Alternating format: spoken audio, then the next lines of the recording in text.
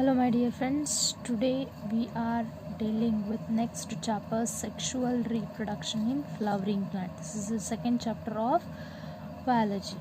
Okay, second PUC. In next, mainly before we are going to reproduction in flowering plants, firstly we know about the sexual reproduction. What is the interlink between the flower? Main structural sexual reproduction part in the plants is nothing but flower.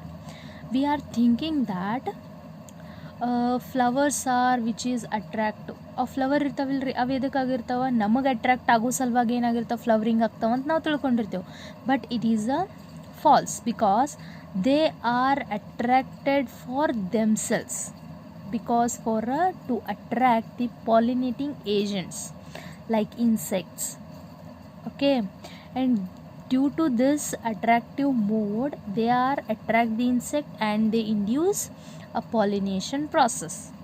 Okay, ಅಂದ್ರೆ ಆ attraction purpose ಏನಾಗುತ್ತೆ ಇಲ್ಲಿಂದ flowering attract ಇದಿಂದ insect ಬರ್ತಾವೆ, ಇನ್ಸೆಕ್ಟಿಂದ pollination ಪರಾಗಸ್ಪರ್ಶ ಆಗ್ತೈತೆ. ಅದರಿಂದ ಏನಾಗುತ್ತಾ ಅದಕ್ಕೆ ಮುಂದೆ ಫರ್ಟಿಲೈಸೇಷನ್ ಆಗುತ್ತೆ. Fertilization means seed formation which is occurred by these flowers only. Okay, before we are going to main process we have to learn about the basics. Firstly we know about what is flower. The flower is a modified shoot meant for sexual reproduction. The flower is nothing but a modified shoot. Modified shoot means which is generated by the shoot, upper part of a plant. Okay, a typical flower consists mainly 4 orals, that is calyx, corolla, androecium, gynoecium. Okay, and these calyx and corolla and androecium, gynoecium, they are mainly 2 types of orals. First one, accessory orals or essential orals or reproductive orals. What is accessory? Without accessory orals are not necessary like essential elements or essential orals. ಇವು ಇಲ್ದಿಕ್ರೂ ಏನಾಗುತ್ತೆ ರೀ, they can be survival, ಅಂದ್ರೆ ಅಲ್ಲಿ reproduction process ಆಗುತ್ತೆ. But ಈ essential ಓರಲ್ಸ್ ಇರಲಿಲ್ಲ ಅಂತಂದ್ರೆ reproduction process ಆಗೋದಿಲ್ಲ. ಅದಕ್ಕೆ ಇದು ಎಸೆನ್ಷಿಯಲ್, ಇದು ಎಕ್ಸೆಸರಿ ಅಂದರೆ ಅಡಿಷ್ನಲ್. ಇದ್ರೂ ನಡೆಯುತ್ತಾ, ಇಲ್ದಿಕ್ರೂ ಭೀ ನಡೆಯುತ್ತಾ. Okay, then they are a main parts. They consist some units ಅಂತಂದ್ರೆ ಈ calyx it is a group of sepals. ಅಂದರೆ ಇದ್ರದ್ದು ಒಂದು ಯೂನಿಟ್ ಯಾವುದಾಯ್ತು, sepal. Corolla's unit tepal. Androecium, it is a main male reproductive structure which consists a unit of stamen, and these stamen consist mainly 2 parts, anther and filament. ಇದ್ರ ಬಗ್ಗೆ ಮತ್ತು next ಕಲಿಮ್ರಿ. and next one ಯಾವುದೈತಿ, gynoecium. ಇದ್ರ units ಯಾವ, pistil or carpel, and these consist mainly 3 parts, stigma, style, ovary.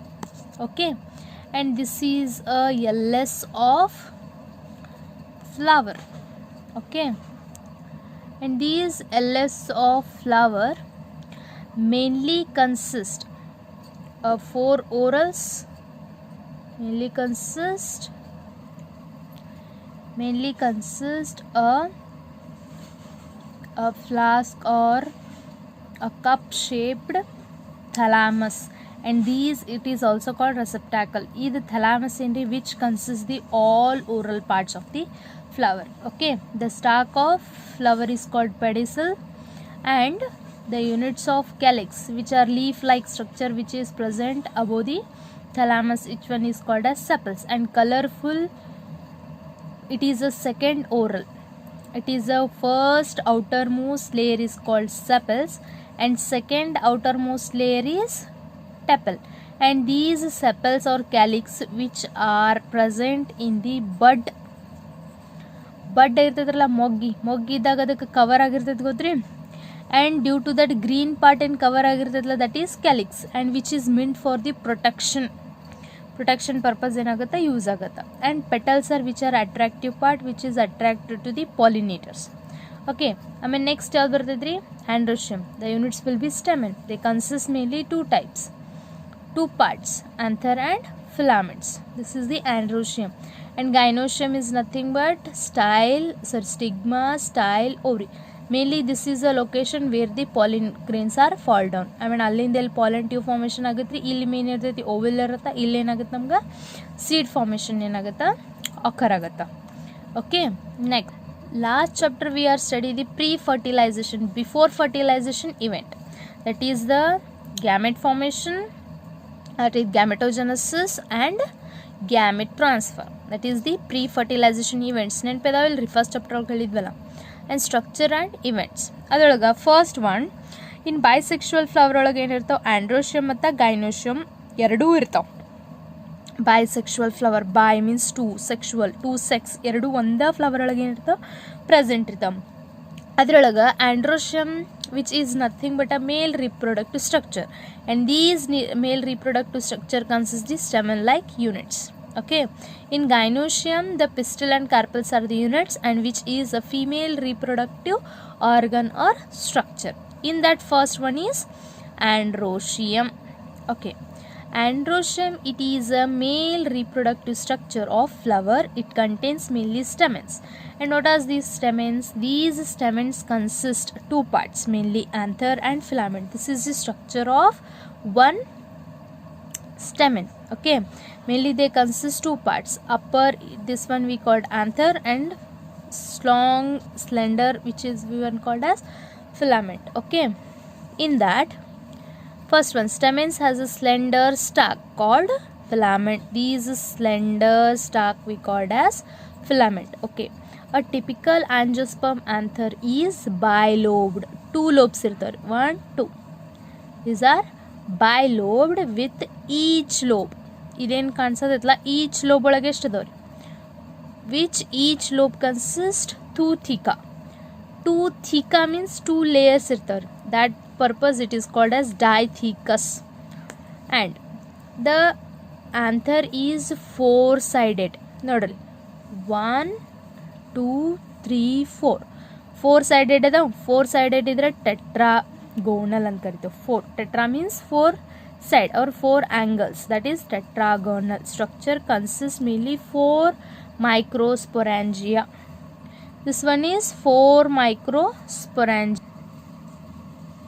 Each lobe, they are mainly four angled, and they consist each side which will consist two lobed, and these two lobed next develop into these two lobes we called as microsporangia, and these microsporangia are present at the corner of seer. Structure consisting four microsporangia at a corner of each two lobe. Each two lobe they consist four microsporangia, and these microsporangia develops further into become a pollen sacs. They consist a sac like round sac like structure, and that sac like structure which is helps to develop the pollen grain. ಈ pollen grain formation ಪರಾಗರೇಣು formation ಮಾಡೋಕ್ಕೆ ಏನಾಗ್ತಾವ್ರಿ ಇವ help ಆಗ್ತಾವೆ. Okay ನೋಡ್ರಿ, structure of microsporangia. Okay, and these structure of microsporangia ನಾವು already ಗೊತ್ತೈತ್ರಿ. ಈಗ ನಾವು ಎನ್ಕೊಂಡೇವೆ ಏನು ಇದು ಆಂತರ. ಆಂತರ್ಕ್ಕೆ ಎಷ್ಟಿರ್ತಾವೆ, 4 ಕಾರ್ನರ್ ಇರ್ತಾವೆ, ಮೇಲಿ 2 ಲೋಬ್ಸ್ ಇರ್ತಾವೆ. 2 ಲೋಬ್ಸ್ ಒಳಗೆ ಈಚ್ ಲೋಬ್ ಒಳಗೆ ಏನಿರ್ತೈತಿ ಒಂದು ಮೈಕ್ರೋಸ್ಪೊರಾಂಜಿಯಾ ಇರ್ತೈತಿ. ಈ ಮೈಕ್ರೋಸ್ಪೊರಾಂಜಿಯಾ ಏನಾಗ್ತೈತಿ, ಸ್ಯಾಕ್ ಲೈಕ್ ಸ್ಟ್ರಕ್ಚರ್ ಆಗ್ತೈತಿ. ಇದ ಸ್ಯಾಕ್ ಲೈಕ್ ಸ್ಟ್ರಕ್ಚರ್ ಒಳಗೆ ನನಗೆ ಏನು ಫಾರ್ಮೇಷನ್ ಆಗ್ತಾವೆ, ಪಾಲನ್ ಗ್ರೇನ್ಸ್ಗಳು ಏನಾಗ್ತಾವೆ ಫಾರ್ಮೇಷನ್ ಆಗ್ತಾವೆ.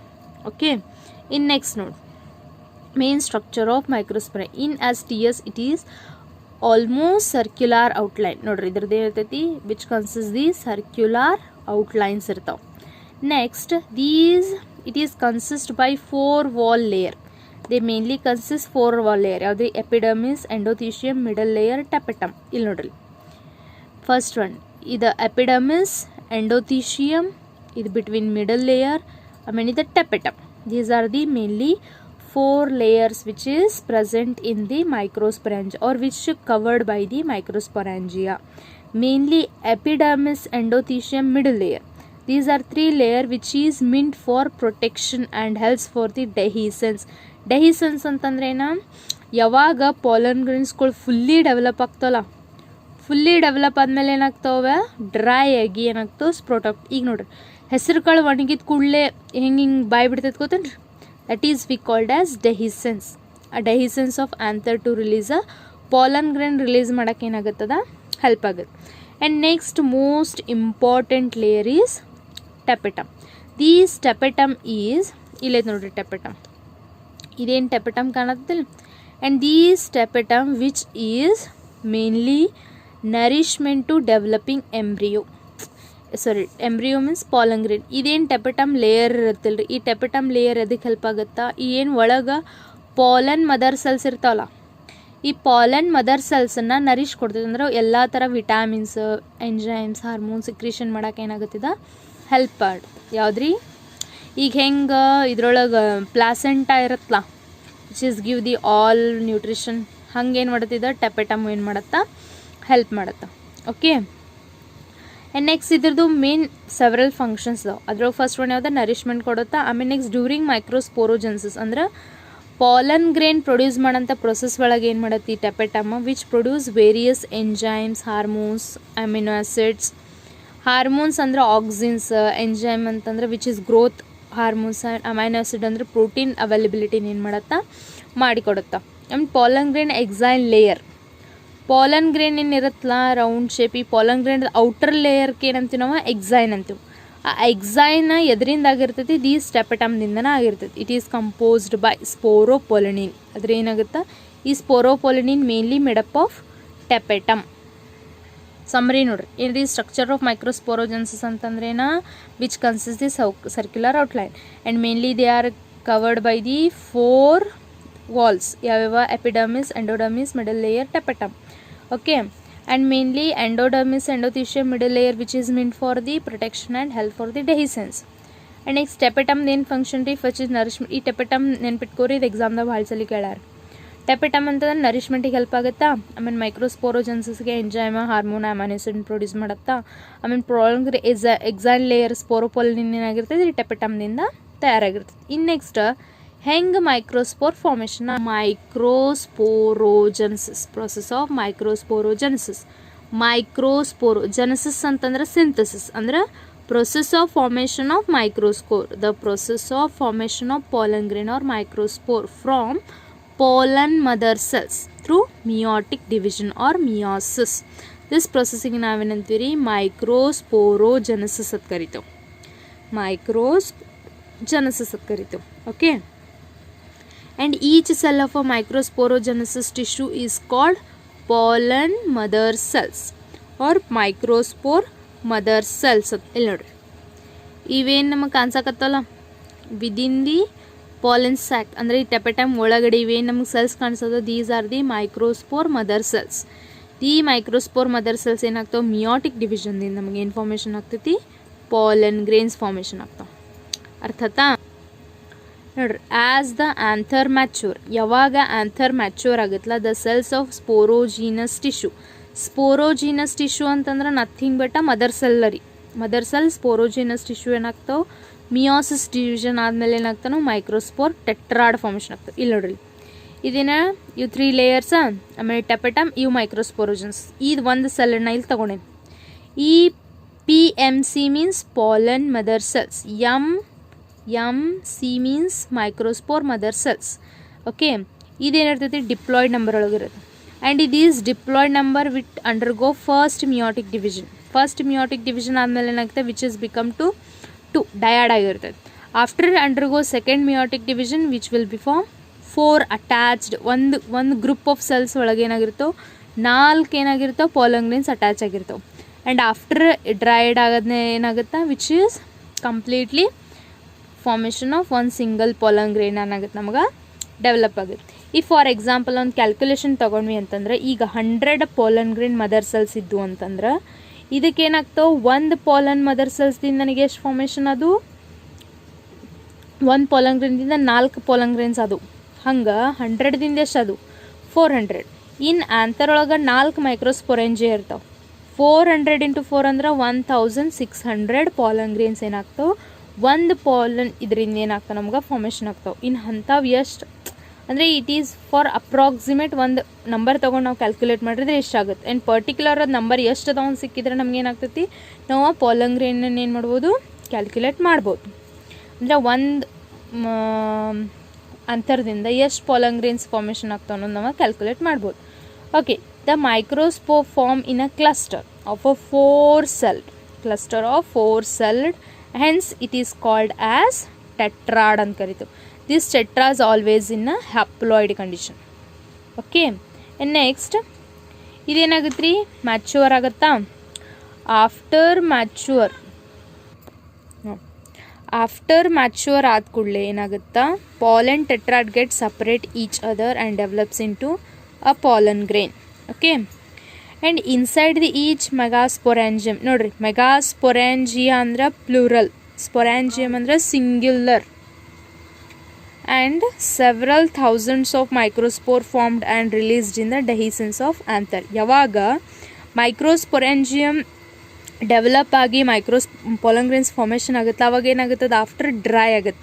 ಡ್ರೈ ಆದಮೇಲೆ ಏನಾಗುತ್ತೆ, ದ ವಾಲ್ ಗೆಟ್ ಡಿಹೈಡ್ರೇಟೆಡ್, ಎಲ್ಲ ಒಣಗಿದ ಕೂಡಲೇ ಏನಾಗುತ್ತದ ಹಿಂಗೆ ಸ್ಪ್ಲಿಟ್ ಅಪ್ ಆಗಿ ಡೆಹಿಸೆನ್ಸ್ ಆಗುತ್ತೆ. ಡೆಹಿಸೆನ್ಸ್ ಆಫ್ ಆದಮೇಲೆ ಏನಾಗುತ್ತೆ, ನಮ್ಗೆ ಥೌಸಂಡ್ಸ್ ಆಫ್ ಮೈಕ್ರೋಸ್ಪೋರ್ಸ್ ಏನಾಗುತ್ತೆ ನಮ್ಗೆ. ಓಕೆ, ನೆಕ್ಸ್ಟ್ ಒನ್ ಈ structure of pollen grains. Because last process ಒಳಗೆ ಏನು ಕಲ್ತೀವಿ ರೀ, ಮೈಕ್ರೋಸ್ಪೋರೋಜೆನ್ಸಸ್ ಹೆಂಗಾಗೋದು ಕಲ್ತ್ವಿ, ಮೈಕ್ರೋಸ್ಪೋರ್ ಫಾರ್ಮೇಷನ್ ಹೆಂಗಾದು ಗೊತ್ತು. ಇನ್ನು ಆ ಮೈಕ್ರೋಸ್ಪೋರ್ ಡೆವಲಪ್ಮೆಂಟ್ ಹೆಂಗೆ ಮತ್ತು ಅದು ಮ್ಯಾಚ್ಯೂರ್ ಮೈಕ್ರೋಸ್ಪೋರ್ ಒಳಗೆ ಏನೇನು ಇರುತ್ತಾ ಅದು ನೋಡೋದಕ್ಕೆ ಸ್ಟ್ರಕ್ಚರ್ ಆಫ್ ಪಾಲನ್ ಗ್ರೇನ್. ಇದು ಸ್ಟ್ರಕ್ಚರನ್ನ 2 ಮಾರ್ಕ್ಸಿಗೆ ಕೇಳ್ತಾರೆ ಜಾಸ್ತಿ ಟೈಮ್. ಓಕೆ, ನಮಗೇನಾಗಿತ್ತು ಈಗ ಟೆಟ್ರಾಡ್ ಫಾರ್ಮ್ ಆಗಿರ್ತಾ, ಈ ಟೆಟ್ರಾಡ್ ಏನಿರುತ್ತೆ which is get separated, dehydrated ಆಗಿ ಏನಿರುತ್ತೋ ಗೆಟ್ ಸಪ್ರೇಟೆಡ್ ಆಗಿ which form a single pollen grain. Okay, ಈ ಸಿಂಗಲ್ ಪಾಲನ್ ಗ್ರೇನ್ ಒಳಗೆ ನ್ಯೂಕ್ಲಿಯಸ್ ಇರುತ್ತೆ, ಇದೇನಾಗುತ್ತೆ ವಿಚ್ ಈಸ್ ಡೆವಲಪ್ಡ್ ಬೈ ಆಗನೇ ಲೋಕ್ಯುಲಸ್ ಫಾರ್ಮ್ ಆಗುತ್ತಾ, ಒನ್ಸ್ ನ್ಯೂಕ್ಲಿಯಸ್ ಫಾರ್ಮ್ ಆಗುತ್ತಾ. ಓಕೆ, ಆಫ್ಟರ್ ದಟ್ ಡೆವಲಪ್ಮೆಂಟ್ ಏನಾಗುತ್ತಾ, ಇದೇ ನ್ಯೂಕ್ಲಿಯಸ್ನಲ್ಲಿ ಅಸಿಮೆಟ್ರಿಕಲಿ ಸ್ಪಿಂಡಲ್ಡ್ ಆಗುತ್ತೆ. ಅಂದರೆ ಏನಾಗುತ್ತೋ, ಸ್ಪಿಂಡಲ್ ಫೈಬರ್ಸ್ ಗೊತ್ತದಲ್ರಿ ನೀವು, ಮೈಟೋಟಿಕ್ ಹಿಂಗೇನಾಗ್ತಾವೆ ಸ್ಪಿಂಡಲ್ ಫೈಬರ್ಸ್ ಕ್ರೋಮೋಸೋಮ್ಸ್ ಫಾರ್ಮ್ ಆಗ್ತಾವೆ. ಇದರಿಂದ ಏನಾಗುತ್ತೆ ನಮ್ಗೆ 2-celled ಏನಾಗುತ್ತಾ, asymmetry spindle fibre cells division ಆಗೋದ್ರಿಂದ ನಮ್ಗೆ ಏನಾಗ್ತವೆ ಅನ್ಈಕ್ವಲ್ ಸೆಲ್ಸ್ ಏನಾಗ್ತಾವೆ ಫಾರ್ಮ್ ಆಗ್ತವೆ. A large cell we called as vegetative cell and small cell is called as generative cell. This is the mature structure of pollen grain. Okay, ಇನ್ನು ನೋಡ್ರಿ ಅದ್ರ structure ಒಳಗೆ ಏನೇನು ಬರುತ್ತಾ ನೋಡು ನೀವು. The male pollen grain is male gametophyte. Which one is a male gametophyte ಅಂತ ನಿಮಗೆ ಕ್ವಶನ್ ಕೇಳಿದ್ರೆ it's nothing but pollen grain ಅಂತ ಹೇಳ್ಬೇಕ್ರಿ, ಮೇಲ್ ಗ್ಯಾಮೆಟೋಫೈಟ್ ಇದೆ. Okay, next the pollen grains are generally spherical.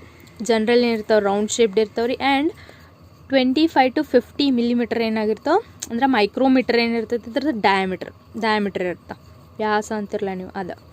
Okay, it is mainly consist of 2 layer ಅಥವಾ 2 walls ಇರ್ತಾವೆ. ಯಾವ್ದು, outer exine and inner intine. 2 layer ಇರುತ್ತಾ, ಅದರೊಳಗೆ exine. Mainly these exine is made up of sporopollenin which is one of the most resistant of organic material. ಯಾವುದೋ organic material like acid, alkali properties ಇದು ಯಾವುದೋ liquid ನಾವು ಇದಕ್ಕೆ apply ಮಾಡಿದ್ರು ಏನಾಗೋದಿಲ್ಲ, ಇದು ಡ್ಯಾಮೇಜ್ಡ್ ಆಗೋದಿಲ್ಲ, ಡಿಸೋಸಿಯೇಟ್ ಆಗೋದಿಲ್ಲ. ಆ್ಯಂಡ್ ನೋ ಎಂಜೈಮ್, ಯಾವುದೇ ಎಂಜೈಮ್ ಇದ್ರ ಮೇಲೆ ಆ್ಯಕ್ಟಿವೇಟ್ ಆಗಿ ಡಿಗ್ರೇಡ್ಸ್ ಅಂದರೆ ಅದನ್ನ ಕೊಳೆಯೋ ಹಂಗೆ ಮಾಡೋದಿಲ್ಲ. That are the very resistant to that. And because of that only this property pollen grains can be preserved as a fossils. ಇದರ ಪ್ರಾಪರ್ಟಿದಿಂದ ಏನು ಮಾಡ್ಬೋದು, ನಾವು ಇದನ್ನ ಪಾಲನ್ ಗ್ರೇನ್ಸನ್ನು ಪ್ರಿಸರ್ವ್ ಮಾಡಿ ಪಳಿಯುಳಿಕೆಯಾಗಿ ಏನು ಮಾಡ್ಬೋದು, ಮುಂದೆ ಸ್ಟಡಿ ಮಾಡೋಕ್ಕೆ ನಮ್ಗೆ ಹೆಲ್ಪ್ ಮಾಡ್ಕೋಬಹುದು ಅಂತ ಹೇಳ್ತಾರೆ. Because of sporopollenin. ನೆನ್ಪಿಟ್ಕೋರಿ, ಅಬ್ಜೆಕ್ಟಿವ್ಸ್ ಒಳಗೋದು ಕೇಳ್ಬೋದು. What is the main property of pollen grains to get fossil, that is sporopollenin. Next, the exine has a prominent aperture. The exine has a prominent aperture, that is germ pore. ಇಲ್ಲಿ ನೋಡ್ರಿ, ಇದೇನು prominent ಇಲ್ಲಿ aperture ಐತಲ್ಲ ಅಂದ್ರೆ particular place ಒಳಗೆ ಏನಾಗೈತಿ ಒಂದು aperture. This is one we called germ pore. ಈ ಜರ್ಮ್ ಪೋರ್ ಎಲ್ಲಿ ಪ್ರೆಸೆಂಟ್ ಇರ್ತೈತೆ, where the absence of sporopollenin. ಈಗೇನು ನಮ್ಮ ಥಿಕ್ ಲೇಯರ್ ಕಾಣತೈತೆ, ದಿಸ್ ಇಸ್ ಸ್ಪೋರೋಪೊಲಿನಿನ್. ಇಲ್ಲಿ ನೋಡ್ರಿ, ಇಲ್ಲೇನು ಥಿಕ್ ಲೇಯರ್ಡ್ ಇಲ್ಲಲ್ಲ, ಅಲ್ಲಷ್ಟೇ ಏನೈತೆ ನಮ್ಗೆ ಜರ್ಮ್ ಪೋರ್ ಐತೆ. ಅಲ್ಲಿ ಥಿಕ್ ಲೇಯರ್ ಇರಲ್ಲ ಅಂತಂದ್ರೆ ಅಲ್ಲಿನ ಸ್ಪೋರೋಪೊಲಿನಿನ್ ಇಲ್ಲ. Where the sporopollenin is absent, the germ pore is present. ಈ ಜರ್ಮ್ ಪೋರ್ ಇದ್ರ main function of germ pore ಅಂದ್ರೆ ಏನ್ರಿ, ಪಾಲನ್ ಟ್ಯೂಬ್ ಫಾರ್ಮೇಷನ್ಗೆ ಏನಾಗುತ್ತದ ಹೆಲ್ಪ್ ಆಗುತ್ತೆ. Okay, next sentence. Next layer ಯಾವ್ದು ಬರುತ್ತೆ ರೀ, intine. It is a thin and continuous layer and made up of cellulose and pectin. ನೋಡ್ರಿ, ಇದು ಎಕ್ಸೈನ್ ಇದ್ರೆ ಕಂಟಿನ್ಯೂಸ್ ಲೇಯರ್ ಐತ್ರಿ, ಎಲ್ಲೂ ಬ್ರೇಕ್ ಆಗಿಲ್ಲ. this outer layer is discontinuous. Germ pores purple ageta, but intern is continuous, and which is made up of mainly cellulose and pectin. Okay, and the cytoplasm is surrounded by the plasma membrane. The plasma membrane is covered by the cytoplasm is covered by the plasma membrane. How the male gametophyte which is converted into the haploid male gametes, ಅದೇನಂದ್ರೆ ನಮಗೆ gametophyte ಇತ್ತು, ಆ gametophyte ಇದೇನಾಗಬೇಕು ನಮಗೆ ಮೇಲ್ gamete formation ಆಗಬೇಕಂದ್ರೆ a mature pollen grain consists mainly two cells ನೋಡ್ರಿ, bigger vegetative cell, smaller generative cell. They consist mainly irregular shaped nucleus and cytoplasm, and ಇದ್ರೊಳಗೆ germ four ಏನಿರ್ತೈತಿ small ಇರುತ್ತಾ, and ಇದ್ರೊಳಗೆ ಏನಾಗಿರುತ್ತೆ dense cytoplasm ಇರುತ್ತೆ. ಆಮೇಲೆ next ಏನಿರುತ್ತೆ nucleus ಇರುತ್ತೆ. ಈ ನ್ಯೂಕ್ಲಿಯಸ್ ಏನಾಗುತ್ತೆ ಆಮೇಲೆ ಮೈಟಾಟಿಕ್ ಡಿವಿಷನ್ ಆಗಿ ಇದರಿಂದ ಏನಾಗ್ತದೆ ನಮಗೆ ಮೈಟಾಟಿಕ್ ಡಿವಿಷನ್ ಆಗಿ 2 ಮೇಲ್ ಗ್ಯಾಮೆಟ್ ಸೆಲ್ಸ್ ಏನಾಗ್ತಾವೆ ಫಾರ್ಮ್ ಆಗ್ತವೆ. ಇದರಿಂದ ಜನರೇಟಿವ್ ಸೆಲ್ದಿಂದ ನಮಗೆ ಏನಾಗ್ತಾವೆ ಮೇಲ್ ಗ್ಯಾಮೆಟ್ ಸೆಲ್ಸ್ ಏನಾಗ್ತಾವೆ ಫಾರ್ಮ್ ಆಗ್ತಾವೆ. And what is the main function of cell vegetative cell? Then vegetative cell which is helps for the formation of pollen tube. ಇದೇನಾಗುತ್ತಾ pollen tube formation ಮಾಡೋಕ್ಕೆ help ಆಗುತ್ತಾ. Vegetative cell bigger cell in size containing abundant reserve foods ಇರುತ್ತೆ ರೀ, and large irregular nucleus ಇರುತ್ತೆ. ಅಂದರೆ regular particular shape ಇರಲ್ಲ, it is irregular, and which is functioned on the formation of pollen tube. ಇದು reserve food material ಅದಕ್ಕೆ ಬೇಕು, which is pollen tube development ಆಗಬೇಕಂತಂದ್ರೆ ಏನು ಬೇಕು ಅಲ್ಲೊಂದು ಏನು ರೀ ನ್ಯೂಟ್ರಿಷಿಯಸ್ ಬೇಕಿಲ್ಲ ರೀ, which is used by here. Next ಯಾವುದೈತಿ ಜನರೇಟಿವ್ ಸೆಲ್. ಹಿಂಗಿತ್ತಿಲ್ಲ ರೀ ಜನರೇಟಿವ್ ಸೆಲ್ ಕೆಳಗಿನ smallest cell, and that smallest small and float in a cytoplasm of vegetative cell, and it is spindle shaped ಇರುತ್ತಾ with dense cytoplasm ಇರುತ್ತೆ and particular nucleus ಇರುತ್ತೆ. The generative cells divides mitotically to form 2 haploid male gametes form ಆಗ್ತಾವೆ. 2 haploid male gametes are nothing but n number. Okay, ಇದಕ್ಕೇನಂತೀವಿ ನಾವು 3 celled stage ಅಂತ. 3 celled stage ಅಂತಂದ್ರೆ ಏನು ಹೇಳ್ರಿ, ಇಲ್ಲ ನೋಡ್ರಿ, ಇದೊಂದು ಸೆಲ್ ವೆಜಿಟೇಟಿವ್ ಸೆಲ್ ಒಂದು ಸೆಲ್ಲ, ಇದೊಂದು ಸೆಲ್, ಬಟ್ ಇದ್ರೊಳಗೆ ಮತ್ತೇನಾಗ್ತಾವೆ ಈಗ 2 ಸೆಲ್ಸ್ ಆಗಿ ಫಾರ್ಮ್ ಆಗಿರ್ತಾವೆ. ನಮಗೆ ಎಷ್ಟು ಸೆಲ್ ಅದು 1 2 3 ಸೆಲ್ಡ್ ಸ್ಟೇಜ್ ಅಂತಲೂ ಕರೀತಾರೆ. ಒಂದು vegetative cell 2 how it will be split up and form the tetrads, and after that male gamete cells. Total ಇದಕ್ಕೆ ನಾವೇನಂತೀವಿ 3 ಸೆಲ್ಡ್ ಸ್ಟೇಜ್ ಅಂತಲೂ ಕರಿತೇವೆ. Okay, these are the particular main structure of pollen grains. After the pollen tube din enagutte namaga which is reaches to the ovule. Okay, adana next part